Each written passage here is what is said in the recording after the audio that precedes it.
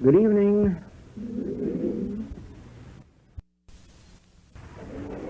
And happy to be back here in London. Really happy. I've been looking forward to this visit for a long, long time. That's why I planned actually to spend about 3.5 months here. I don't know whether it'll work out that way or not. But that's what I hoped. And I hoped that this trip, something of a very momentous nature, would take place in our work.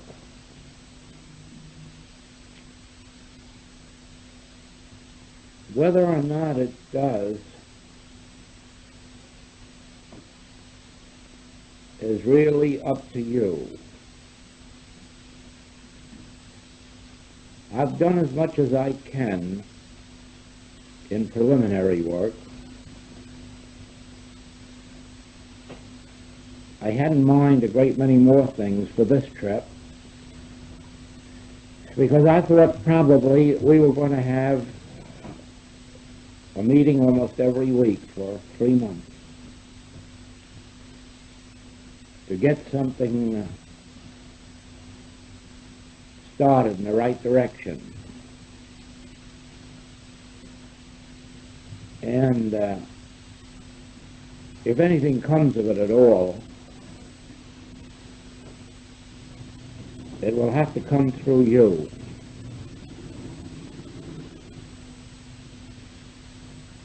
I must tell you first of all about different phases of our work, because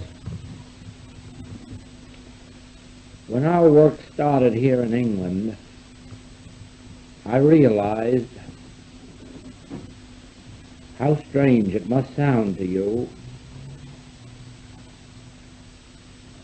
I was trying to say something that was perhaps the reverse of most of the things that you'd been studying. I don't know whether you understood it that way or whether you were trying to make it fit into what you already knew, because I've watched that and I know the sad result of it. But you fulfilled one of the most important parts of a spiritual work.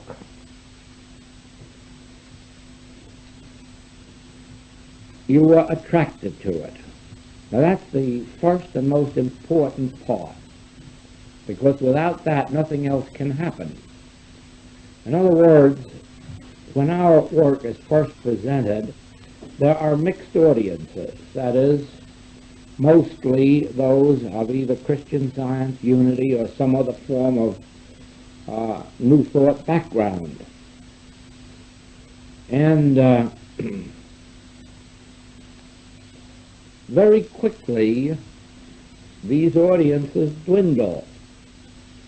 As a rule, they will dwindle from, let's say, 400 or 500 people who will attend lectures to 60 or 70 who will end up taking a class. Now, why the difference, the wide difference between the lecture audiences and the class audiences, since the amount of money involved can't be enough to impoverish anyone, even if one could be impoverished studying a spiritual teaching. There must be some other reason then. The reason is that, as the Master indicated, many are called, few are chosen, or the way is straight and narrow, and few there be that enter. Why few? Well, you are called upon in a spiritual teaching to leave all for Christ. Give up mother, brother, father, sister if necessary. Sell all that you have in order to buy this pearl. In other words, it's a way of sacrifice. It's a way of giving up. It's a way of surrender. Now, of course, the average metaphysical student doesn't come to a truth to surrender or to give up. The main thought is on what will I get out of this? And that's part of the teaching, demonstrating things, getting things. And it's all right on that level. No criticism of it, no condemnation of it for those that are on that level. But it has nothing to do with a spiritual teaching. A spiritual teaching has nothing to do with getting. If you can imagine the Master saying to the disciples, leave your nets.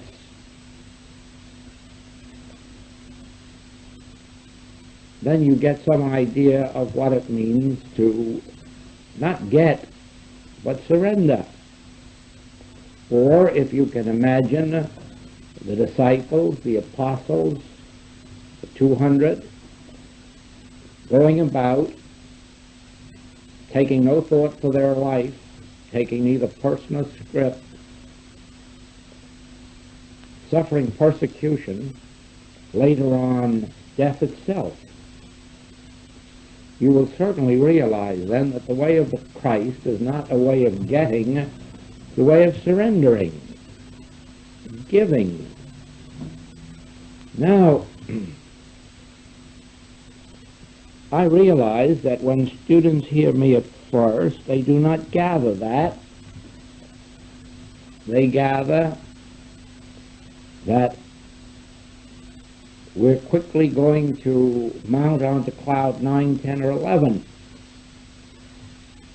And we're not going to come down to earth at all, except to be perhaps to heal a few of our neighbors. But it doesn't work out that way. And so it is that only a few out of the hundreds come to the classwork. And then out of those who come to the first classwork, it isn't unusual for 25, 30%, 33 1/3% of them to drop away and never come back to the work anymore, because by that time they have caught a little of this vision. But the rest,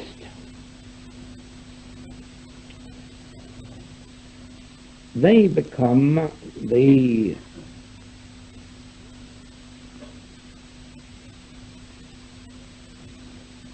nucleus of the work that follows, and as a rule, you will find those who survive the first class, you'll find those as a rule in the 8th and 9th and 10th classes. As a matter of fact, some of you here already know now that there have been students in our classwork from the very first class 12 years ago, and there are some in my classwork who were patients long before I ever taught and have been with me now 25 years.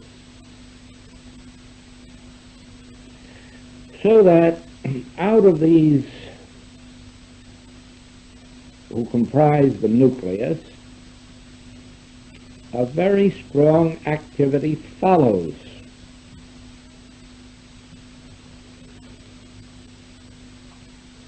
After the first year or two, or let me put it this way, during the first year or two that students are with the Infinite Way work,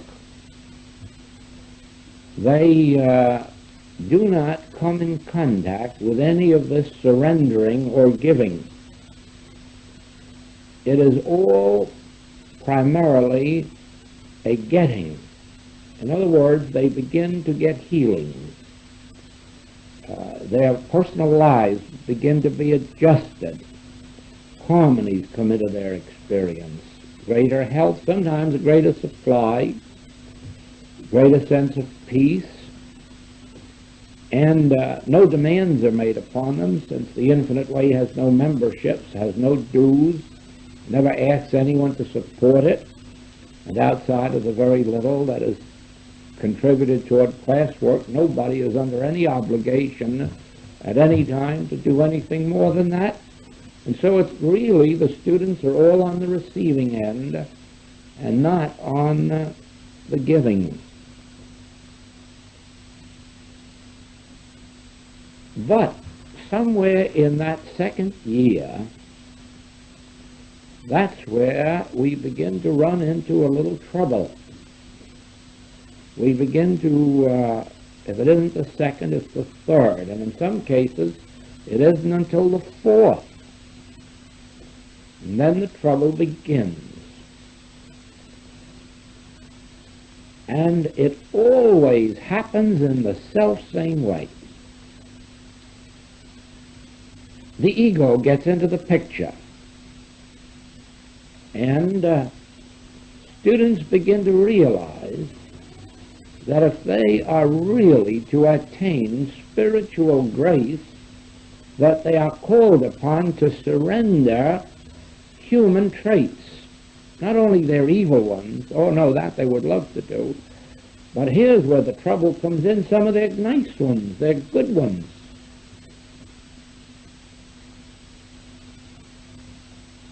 Many good traits have to go out the window when the Spirit comes in. Many wonderful things have to go out the window. Many comforts have to go out the window. And that is when the student begins to rebel. That is when the student begins to flare up. What is this? I thought that I was adding comfort and peace and health and supply to myself, but all of a sudden I don't feel right. The chances are even that there are physical discords beginning to rise. Very few people realize that all human beings start to die as soon as they're born. It just takes them sometimes 60 or 70 years to get there.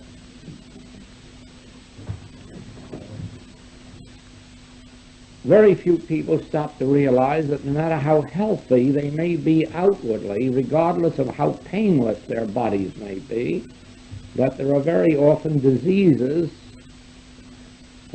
taking root, taking effect within them that are only going to come to light many years later.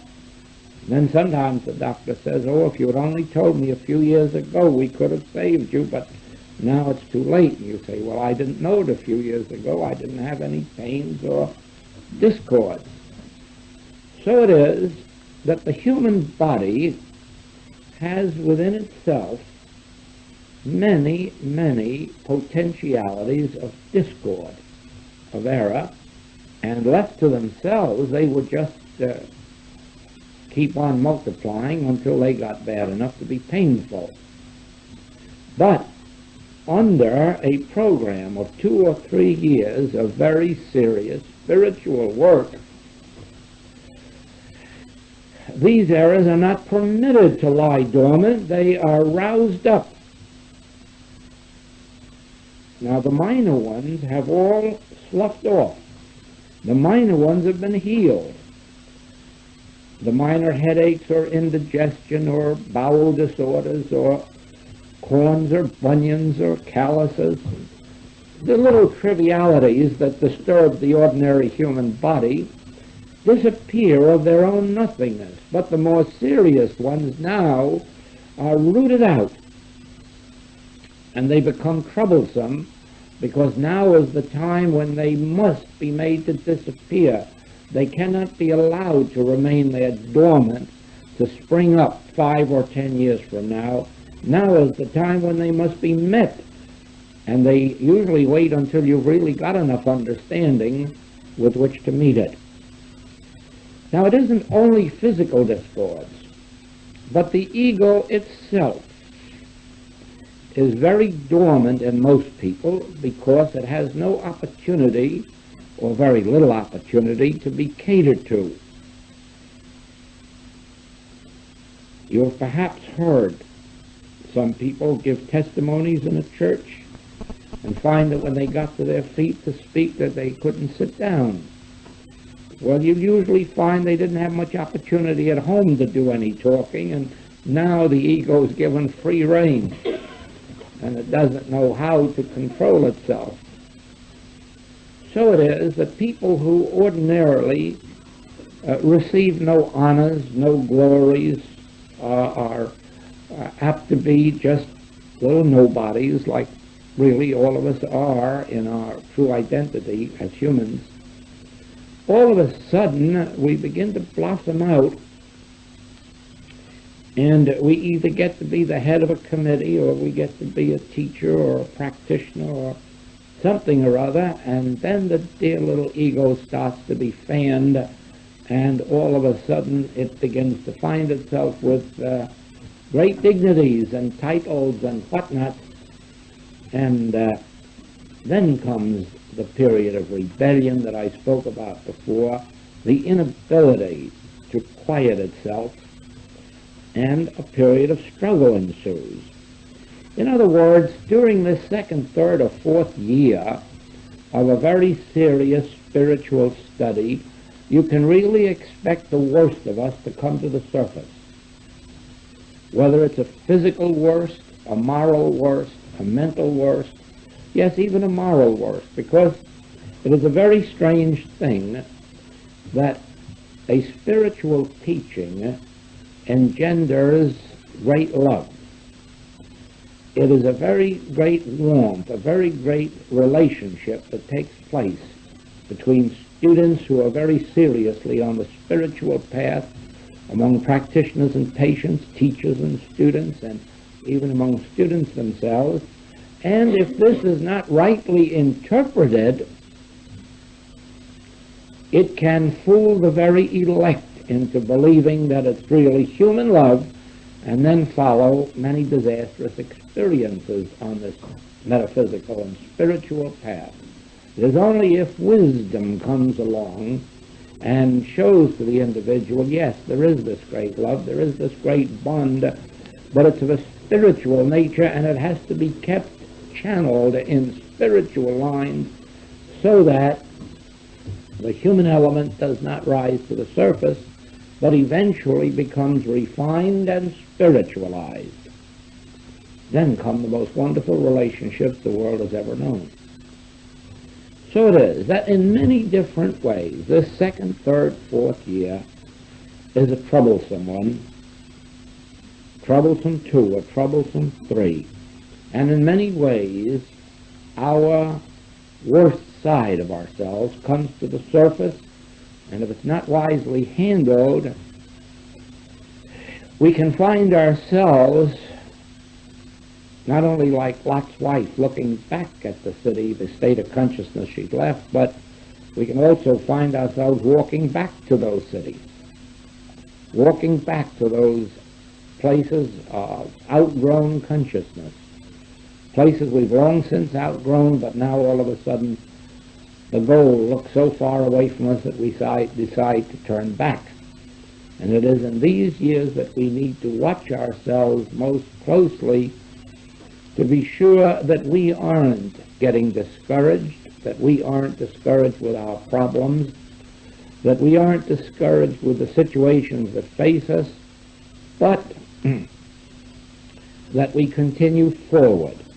Now it is at this period of unrest that doubts and questions come to our thought. Am I on the right path? Is this my way? You would imagine that can't happen, because you would say, no, if I look back at this healing that I witnessed, I know that this is the Christ itself. Or if I see the change that's taken place in my life, I know that this is the way. Or if I just remember some of the healings I've witnessed of other students, I know that regardless of what may or may not have happened to me, I know that this is still the way, whether or not I have found it. But unfortunately, that is not true. It is rather true that even if you raise them from the dead, they will not believe. When this period of doubt comes, people forget all about the wonderful healings they had or witnessed. They forget about all the evidences of the fact that this is the path. All of that is forgotten because the things of God are foolishness with man, and man in his man estate cannot grasp the things of God. And so it is that we find so many students in those years turn away. Now, there's no harm in it if they have merely found that the particular way they are following is not for them. I mean, there would be no particular harm if an infinite way student at that time found that the infinite way is not his way, but either was convinced of some other way or was willing to make the continued search for his path. But usually discouragement is too great and they lose the benefit of the years that they have built up. And so it is that we come to this particular period of unrest. Now,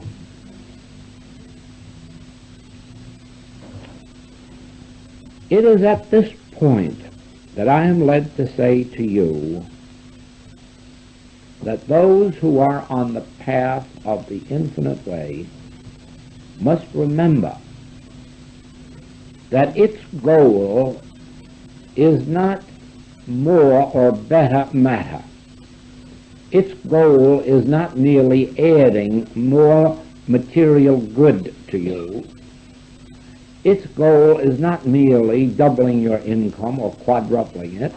Its goal is not merely turning a sick body into a well body, because it is at this point that you're apt to believe that that's the goal and that you have failed. And if you judge by appearances, that is one of the things that can take you away from your studies. The goal of the infinite way is God realization. Now, I will illustrate that for you.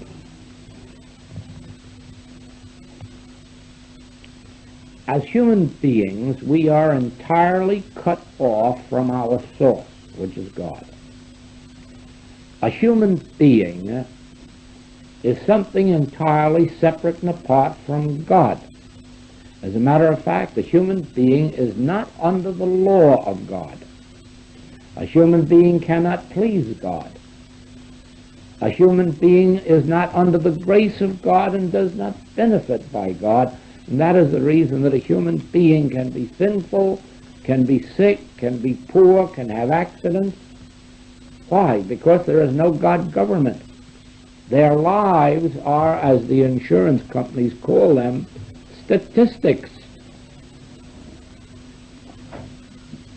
An insurance company can always tell you where you are. Just tell them your age, your birth date, and they'll tell you how close you are to the grave, what chance you have this year for an accident, what percentage point there is of your having surgery. Why? Because you're living the life of a statistic. Just a mathematical average. And out of a room full of 50 people, so many will be dead in 12 months, and so many will be in a hospital, and so many will have surgery, so many will have accidents, and so forth and so on.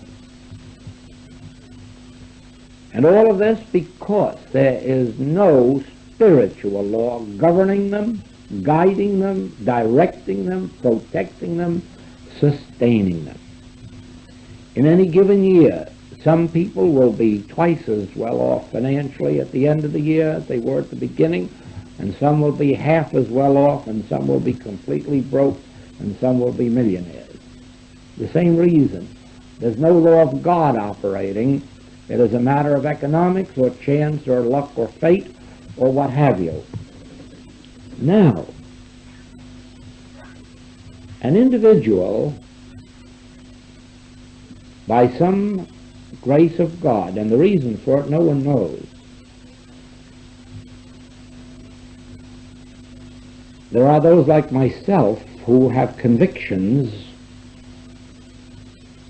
and that is that it is by grace of our former lives that at any given point we are ready for the spiritual experience. We have evolved to a point of readiness, and then we are directed to a spiritual path.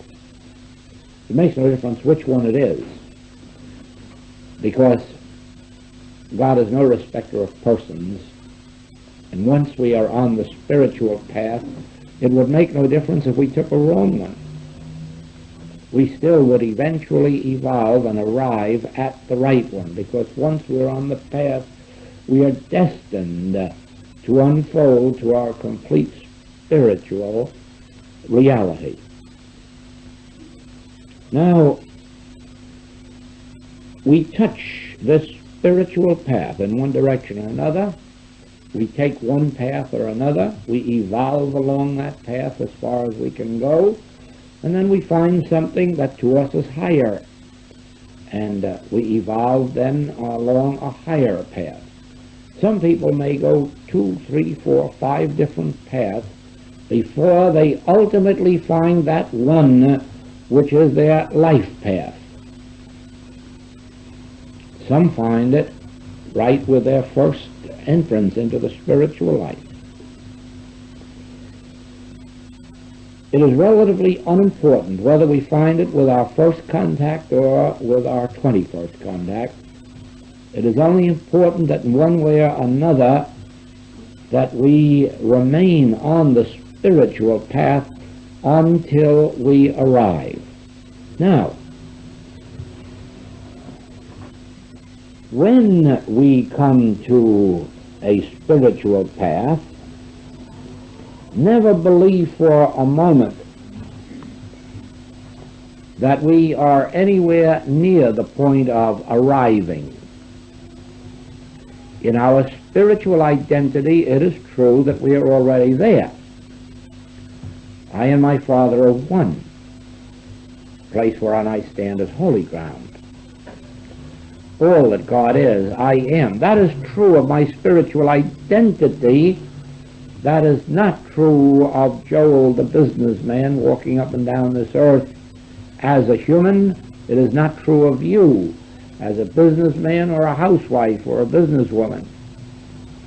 It is only true of your spiritual identity, the reality of you, which remains as a potentiality until the day comes when, as Paul tells us, the Spirit of God dwells in you, and then you become the children of God. When you have learned to pray for your enemies, when you have learned to pray for those who despitefully use you, to forgive 70 times 7, in other words, when you have lost your ego, that is when you become children of God. Children of God, heirs, joint heirs to all the heavenly riches. Then you are God-governed, God-maintained, God-sustained. Then you can travel up and down this world without purse or script. Then you can travel up and down this world without taking thought what you shall eat, what you shall drink, wherewithal ye shall be clothed. You can travel up and down this world now because the grace of God is your currency, and the grace of God is your activity, your business, your everything.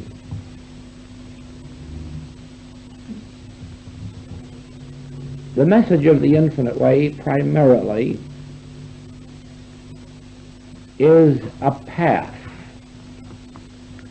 leading to God realization, leading to that moment of God government, God control. The moment, I've given you this so often, I live yet not I, Christ liveth my life. That's the goal of the infinite way. That is its object. Along that way, And as a result of our progress on that way, we have healings, physical, mental, moral, and financial. We have healings of human relationships. We have all manner of healings on this path, but they are not the goal, they are the added things. At some points they're merely proof. In the final analysis they never are, because as I said before, if you raise them from the dead they will not believe. But they do serve a purpose, and a good one. As a matter of fact, they're necessary in the fulfillment of the teaching of Jesus Christ, which is the foundation of our work. I am come that ye might have life, and that ye might have it more abundantly. Now that's the goal, that's the promise. But then there are those footsteps leading up to the demonstration of that goal. And those are the points that for us become difficult. Firstly, as I say, because of the surrender that is necessary. Now, for the average person in metaphysics, the surrender is not necessary. If what they're seeking is just some harmony in their human lives, and they want to do a little reading and call on a practitioner or a teacher for help here and there, they will get enough out of it to make themselves comfortable and to go along and leave the working out of their ultimate salvation to some future time, some future birth, some future generation. But for those who cannot rest in that, for those who have felt the ego in the breast, for those who have had their footsteps turned onto a spiritual path, there is no such thing as being satisfied with a little physical, mental, moral, or financial relief. There has to be the pressing onward to that ultimate goal, and that is where this surrender comes in. Now, in the wisdoms in the infinite way, you will find a statement that has shocked some of our students all around the globe. And while I try to keep my letter writing very brief as possible, I've had to write some very long ones on this particular question, because many students do not like the statement that we must surrender all our desires, even our good ones. And I've had letters asking me, do I mean that it's wrong to desire the health of their children? Is it wrong to desire supply and comfort? Doesn't the Christ want us to have an abundance of good things, and so forth and so on?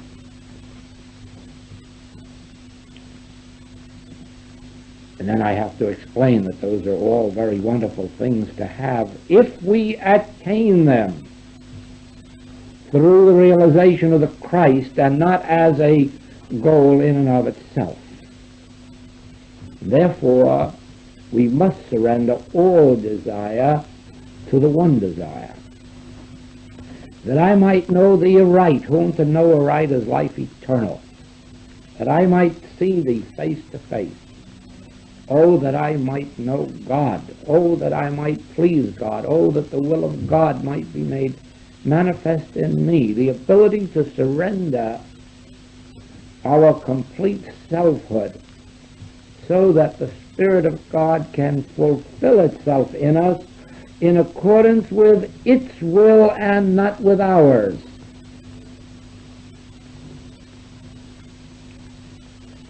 Yes, it is the will of God that we have life eternal. It is the will of God that we bear fruit richly.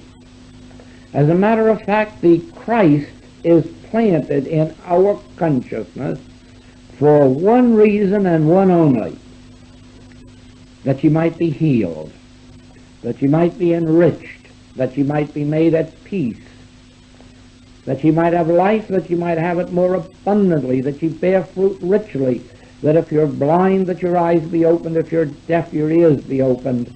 In other words, that the grace of God fill us with an infinite abundance of spiritual good. But not one word is said there about using it as a goal to acquire palaces and kingdoms and earthly treasures, for it is said, my kingdom is not of this world. And until the spiritual student can accept that wholeheartedly and say, I pray not for the kingdoms of this world, I am not praying for the 4 temporal kingdoms, all of which in the end will have to be destroyed anyhow by the Christ. For it is decreed that in the end the 4 temporal kingdoms will be destroyed by that stone which is carved out of the side of a mountain without hands. In other words, the Christ. Spiritual influence. So it is. Spiritual love has no human desire in it. It has lots of human fulfillment. Spiritual life has eternity in it, but without taking thought for what we shall eat or what we shall drink or wherewithal we shall be clothed. The kingdom of heaven is one of palaces and yachts and estates and great peace and harmony, and everyone is a master and there are no servants there. That's a strange kingdom, isn't it, in which we have all of these great wonders but no servants to take care of them. For each one is a master, and each master has to become his own servant. That's the spiritual kingdom. But we are too intent on believing that heaven means being a master with lots of servants. And not necessarily only in the sense of household help. No. Let it be clear to us then that one of the reasons for our discontent, and there must be these seasons of discontent, one of the reasons is that we are not having the 4 temporal kingdoms fulfilled in us as we had hoped a few years ago might be the case. And that now we are being called upon to surrender our desire for the 4 temporal kingdoms for the things of this world, which the Master overcame, and which we so ardently pray for most of the time. And that our goal now is purely a spiritual one. Not the attaining of place, position, name, or fame.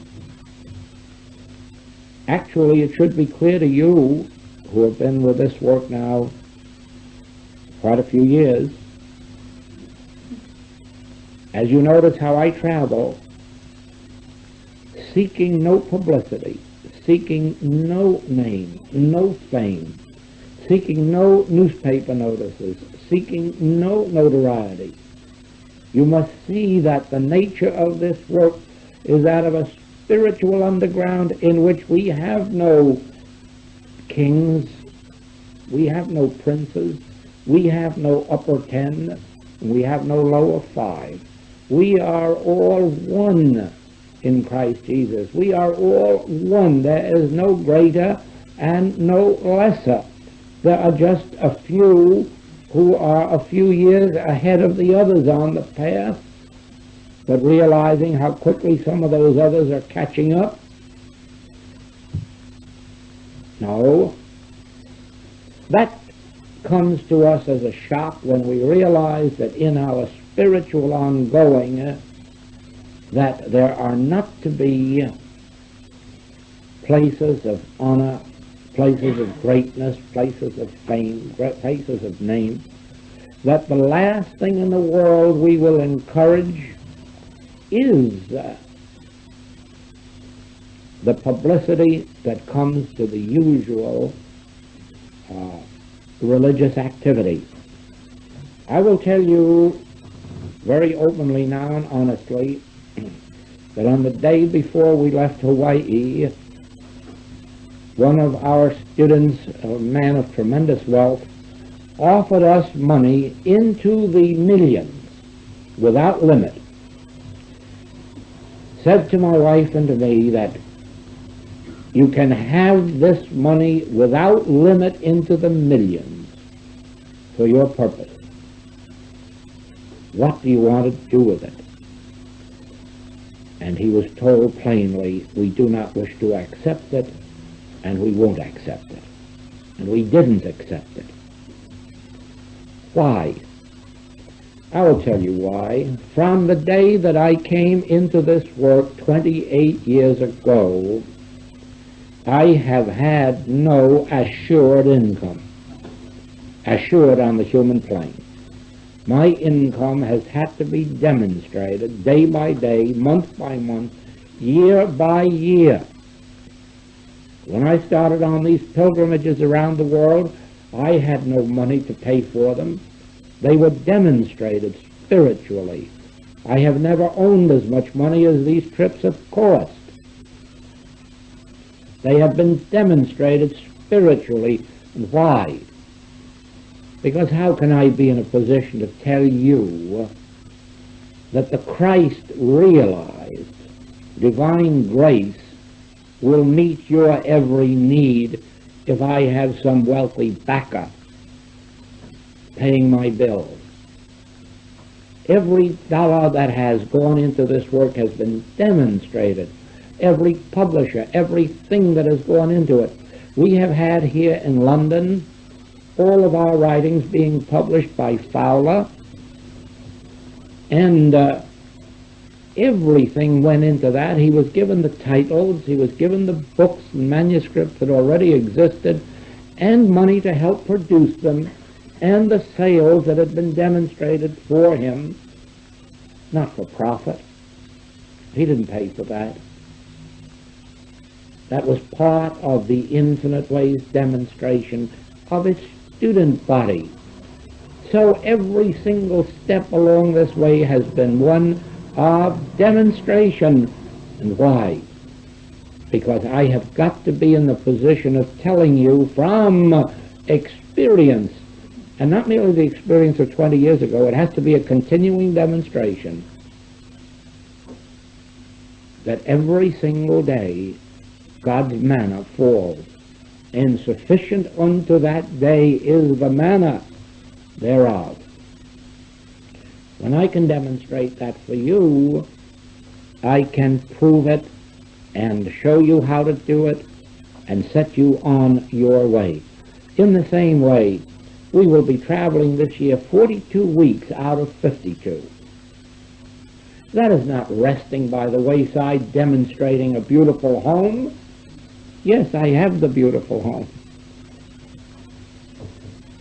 Our goal in life is not a beautiful home, it is service.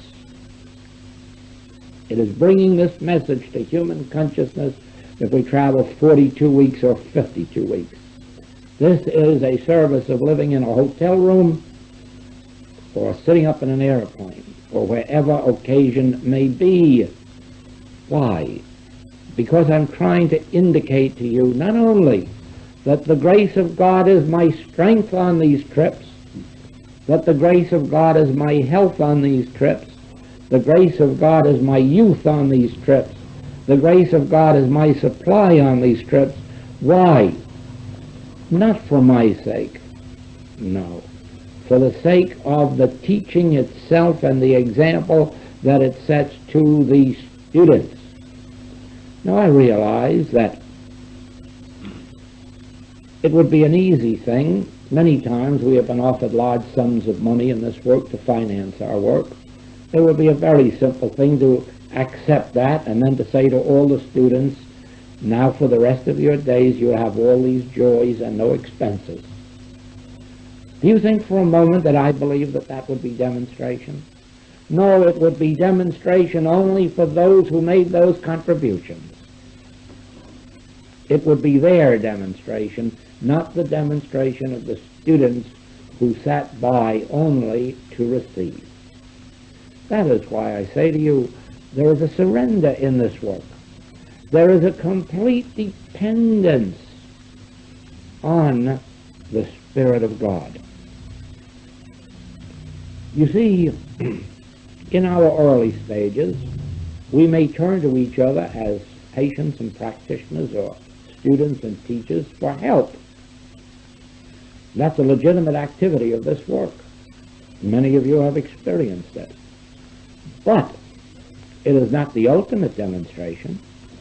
The ultimate demonstration is that ye go and do likewise and be a help to the younger students coming up along the way who have not yet achieved that degree of self-surrender which permits the Spirit of God to flow through them as a healing agency. Never think for a moment that you can retain all of your ego and the healing consciousness too. And never believe for a moment that you can hang on to your love of human comfort and the healing spirit too. Oh no. You remember how Peter had to surrender his final belief in the fact that the Gentiles were filthy before he could go out and bring the Holy Ghost to Cornelius and his friends. You will remember that Christ Jesus had to go through 3 huge temptations. He had to resist them and overcome them. The love of fame, the desire to demonstrate supply,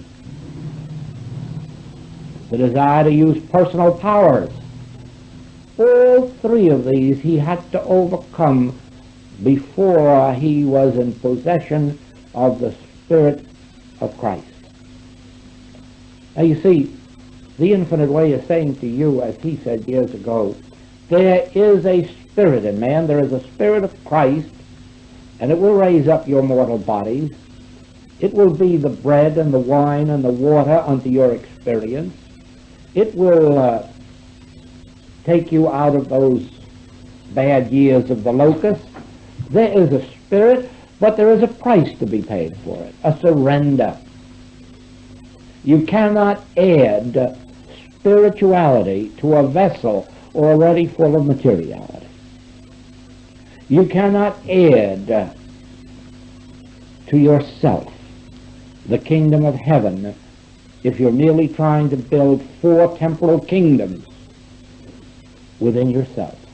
If there is a love of personal power, if there is a love of glory, if there is a love of name or fame, if there is a desire merely to show forth the benefits or the fruitage of this in better human circumstances, there is no power to be filled with the Spirit of God, for a vessel must be empty of self before it can be filled with the grace of God. The Master Christ Jesus was a servant. He washed the feet of his disciples. He touched the lepers.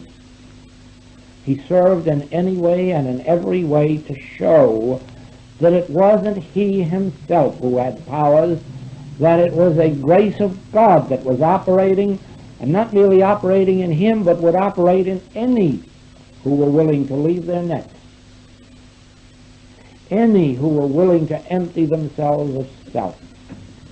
And that's been the history all through the ages. Whenever an individual realizes that it is impossible for anyone to heal anyone of anything, when an individual realizes that it is an impossibility to have enough understanding even to heal a headache, then and then only do they become empty vessels through which the Spirit of God can do its work on earth. In these last 2 weeks, we have had experiences like these. In one case, it was a child very young child in a hospital, and a telegram came from the grandmother that this child was given up to die that night, and would we help? And then came a letter the next week that it was at home, entirely healed. That was during our Chicago classwork. And during our New York classwork, we were called upon by another grandmother for a child that was covered with warts. And Materia Medica had given up this case and said there was no possibility of bringing out this healing. And since I'm here in London, the letter has come that that child has been relieved of all of its claims. Now, I ask you frankly, do you believe that there's a man or a woman on the face of the globe capable of performing those things? You know the answer must be no. No. There is only the possibility of sitting so humbly, so completely aware of one's inability even to know how to pray, that the Spirit of God can function and perform its miracles on earth. Now, the secret of this is this. The Spirit of God is ever present and is willing and able to lift us up out of our every infirmity, but it has to have a human consciousness for an instrument. There had to be a Jesus Christ to do all those wonderful instantaneous healings. There had to be disciples to do the degree of healings which they performed. There had to be a Mrs. Eddy to give to this world the healings that she brought to it and the instructions which have amounted to such a great power and force in the world throughout all these years. All of this, God has to come through an individual consciousness. There had to be Jesus, there had to be disciples, there had to be Moses, there had to be Elijah, there had to be mystics, there had to be metaphysicians, there had to be practitioners, there had to be teachers. God operates through the instrumentality of individual human consciousness. When individual human consciousness is purged of itself and of its desires for self-glorification or for self-profit or for whatever it is that the four temporal kingdoms represent. Now, you who have been, and you see, I'm not saying this out in a public lecture. This is being said in this room at Hope House for the benefit of you, almost every one of you, of whom have been in this work 4 or 5 years, 6 years probably. I'm saying this to you, that when you go out as a practitioner or as a teacher, or when you serve in that capacity, even though you may not name yourself publicly a practitioner or teacher, but when you serve in that capacity, you're going to offend the very humans that you wish to bless, because you will have to bring to them the same message of surrender. You will not be able to cater to the grosser parts of human nature that all of us in some stage want catered to. You too will have to offend. You too will have to pluck out eyes and cut off hands and say the way is straight and narrow, and you either follow it in a straight and narrow way or you will not enter. You will make yourselves unpopular, because this pathway is not the pathway of popularity, and anyone seeking popularity better stay away from it. Stay away from it, because you are called upon to discipline. You are called upon to correct. You are called upon to teach rigid principles which the human mind never liked in the days of Jesus Christ. It never liked them in the days of Moses. That's why they had to have a golden calf even after Moses revealed the nature of God, because human nature doesn't like to surrender its golden calf. And the biggest golden calf it has is self. Self-indulgence. Self. Anything but self-surrender. So you see that This work, from this stage on, isn't as simple as it's been in the past. In the past, I've been content merely to sit here and tell you these principles, teach you these principles, and then when you needed help, give you whatever help was available through my consciousness. But from here on in, those of you who stick will have to learn that this is a pathway of self-surrender, and for this reason. That word I that we use when we speak of I, Joel, I, Bill, I, Mary, that's the devil. That's the devil that would keep us out of the kingdom of heaven. The I that is God is only in operation when the I that is Joel is dead. You must die daily. There must be a complete surrender of that little I, and that is the path that you will find difficult. Even to the extent, as I have told you, of writing and saying, well, isn't it a good desire to want to heal my friends? No, it isn't a good desire to want to heal your friends. It isn't a good desire to have a desire. The only good desire is no desire. That's the only good desire is no desire. No desire. When you come to the healing work, you'll find the value of that. Because you're going to learn sooner or later that all the prayers that man ever voiced are about as valueless as yesterday's newspaper. There never was a prayer uttered by man that reached the throne of God. Man cannot pray with signs following. Man has to be a hollow instrument through which the Spirit prays. And when the Spirit prays in and through man, spiritual fruitage takes place in this world. There are men and women praying in 1,000,000 churches on the face of the earth for peace. And there is no peace. They're praying for health and there is no health. And there will be none until men and women stop praying and learn to be hollow instruments in which and through which the Spirit of God can make intercession.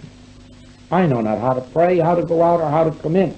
The Spirit of God in me makes intercession with my spirit. It's the Spirit of God that prays. It's the Spirit of God that performs these great healing works on earth throughout every generation where there have been people able to be still and silent and say, I will listen for thy voice. Speak, Lord, thy servant heareth.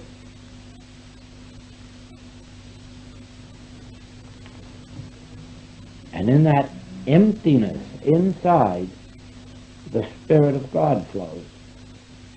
And when it appears, spiritual fruitage appears.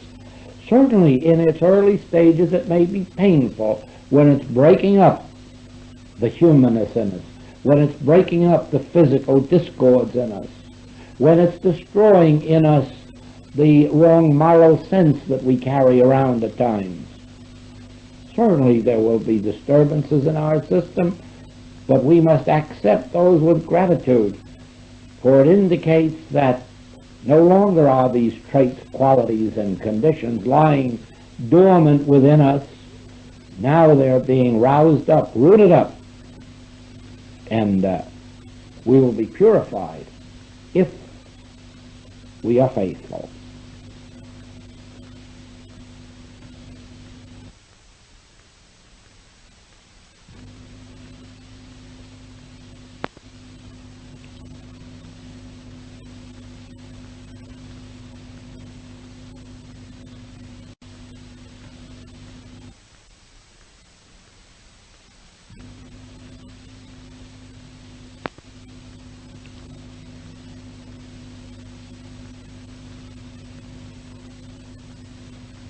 In my work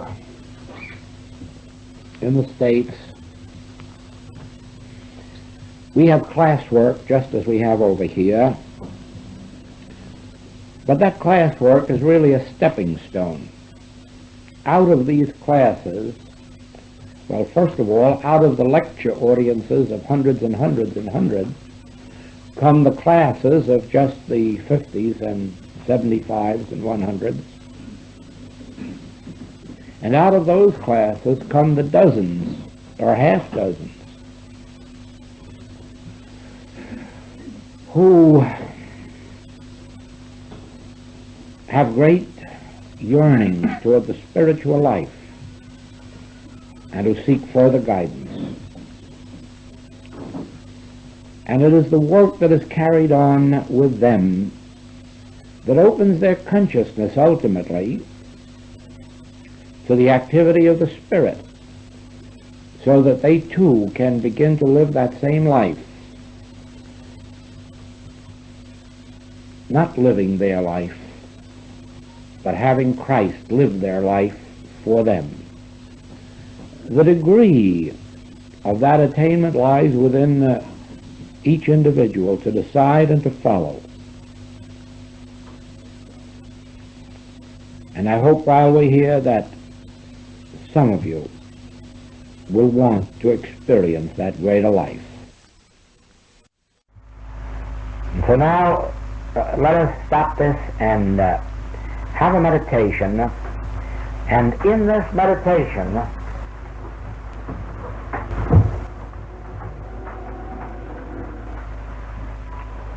I'm going to ask you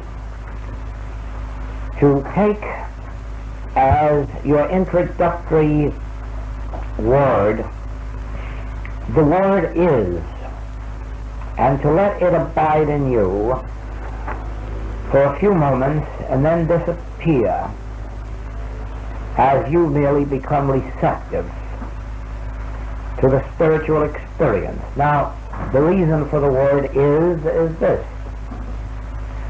We are to have no desires, therefore we are not to pray to God for anything. And the only way that we can refrain from praying is to acknowledge that whatever it is that we would pray for already is.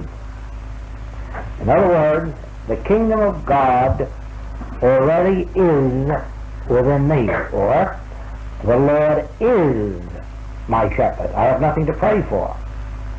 I have nothing to fear. Nothing to want. The Lord is my shepherd. He leads me beside the still waters. He makes me to lie down in green pastures. So I'm completely surrounded with is. The Lord is. The Lord is. I already am. The grace that I'm seeking is already established within me. And so I want to bring to you the consciousness, the state of feeling that harmony already is, that nothing can come to you now from God, for God has planted in the midst of you His Son. I am come that ye might have life and that ye might have it more abundantly. And so now this I being established in you, you have nothing to pray for. Your prayer only is the word is. The Lord is my shepherd. Harmony already is. Perfection is. Infinity is. The kingdom of God is within me. And so in that is, you have no more desires. You have nothing more to attain.